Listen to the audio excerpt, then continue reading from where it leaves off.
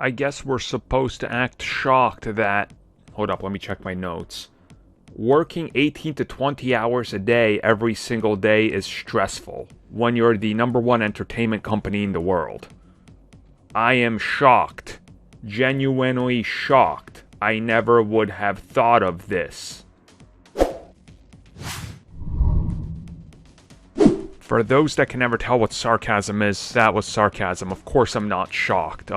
Here's the thing. Recently, speaking with Vanity Fair, one of the producers of the MCU, Nate Moore, was talking about the stressful way that you pretty much have to approach, everything in Marvel Studios. Talking about the fact that when this started with Iron Man 1, and it was a huge success, and then they go into 2010 and beyond, and he starts being in there, and they got writers programs, and they're taking all sorts of pitches and new characters, and the world is rapidly expanding. And then you hit the Avengers, and it becomes one of the biggest films of all time at the time. The brand just explodes. Disney's behind it, letting them do whatever they want.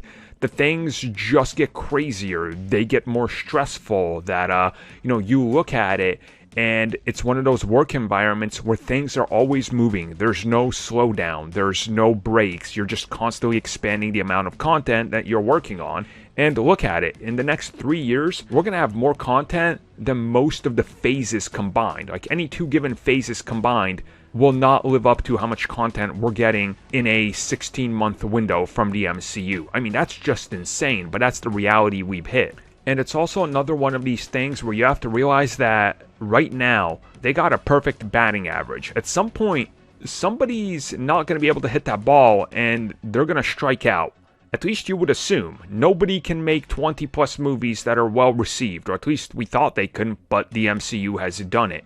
So it's another one of these things that you look at it and the pressure's got to be building up, because at some point, something's gotta be far less well received than everything else. And so far, that really hasn't happened when it comes to the mass market. They've accepted everything that's been thrown at them, from the craziest things to the safest things. It all seems to be doing good. And he talked about the fact that if you're looking at the development of all these things, they say that you have this trust, that it's all good. You trust the people and what they're pitching, what they're doing, you let them do their thing, you oversee it.